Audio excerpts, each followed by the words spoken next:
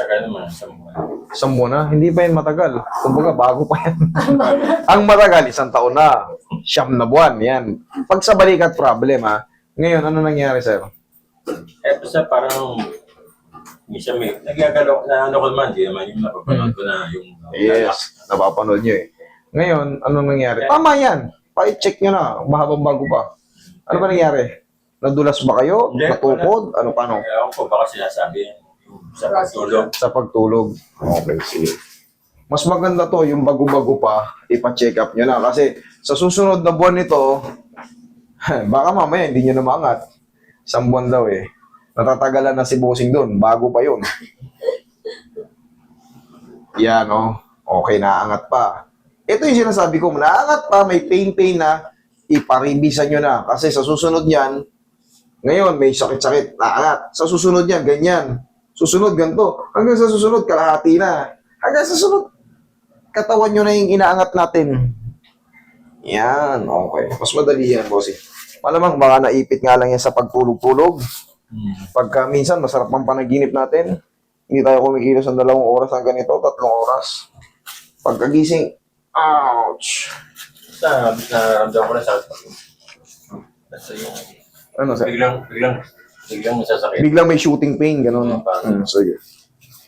Ayusin natin. Madali lang yung kaso nyo.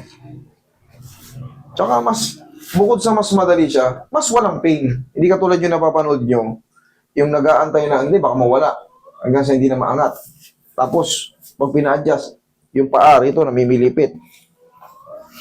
Yun.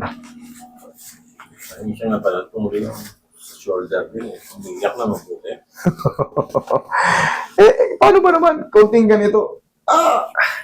Madalas ko yun, hindi namin itinatago yan kasi yan na yung pinaka-ano nyo eh. Para maiwasan nyo na yung mga matatagal na tiisan. Bago pa, habang naaangat pa, ipaayos nyo na. Relax lang. Kaysa yung tinitiis-tiis nyo. Susunod, hindi na maangat, tsaka kayo magpapa-adjust. O di kayo rin ang kawawa. Relax lang. Yung... One more. Tingnan mo, kahit ilang ulit kong birahin, hindi nasasaktan. Tumunog siya, pero wala lang. Kayang-kaya ni bossing, higang patagilid bossing. Pero yung mga iba, frozen, inaangat ko pala, naghihiyaw na eh.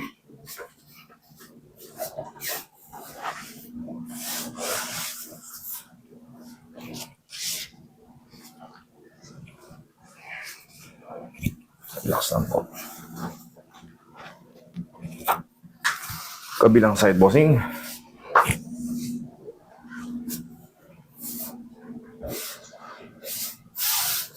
Straight tong nasa ilalim. Iyan.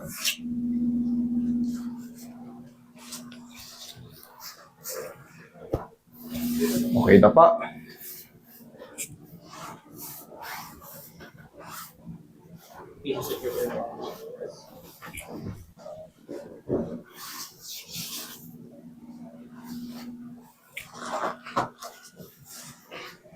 Okay, relax lang. Relax lang.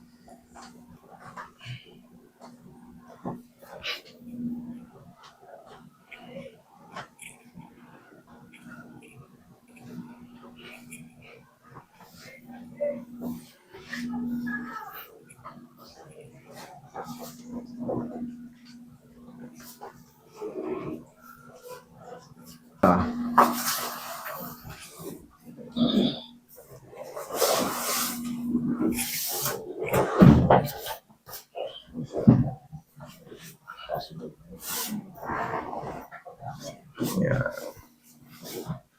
Relax lang po. Tama yun, lagay nyo lang sa tiyan ng kamay nyo. Yan. Inhale, exhale lang ha. Inhale. Exhale. Down. Thank you.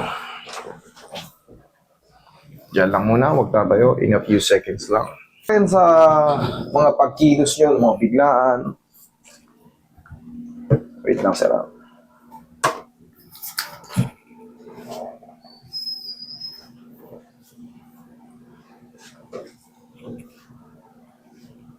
Ang adjustment, tandaan nyo, yan ay yung tinatawag nating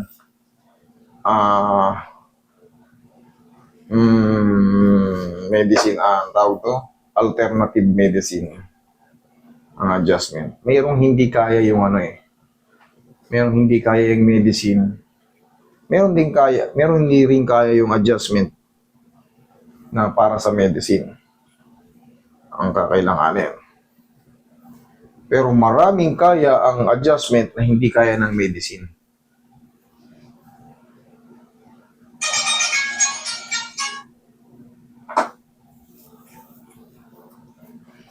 Tsaka long term ang ano na, adjustment, long term benefits.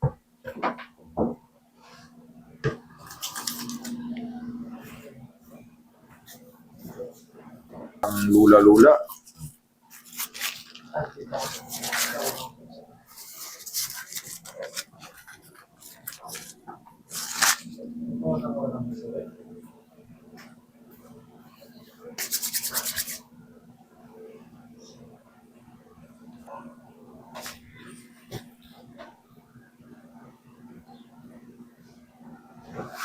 Kaya, yan.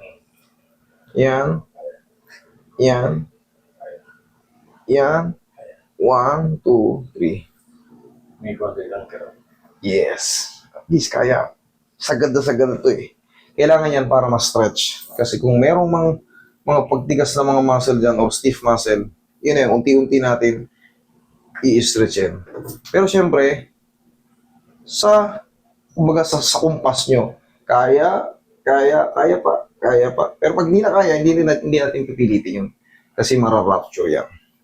Kailangan kasi na-flex talaga yan. Pag na-flex lang sagad yan, mas mamumove mo ng maayos yan. May masakit pa ba, bossing? Meron pa konti. Meron pang konti.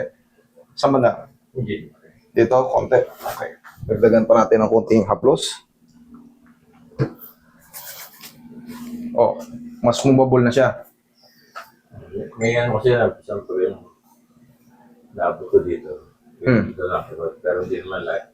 Ngayon, Nung nakaraan ko nakita. Ngayon, nung pinalo ko, medyo nawawala.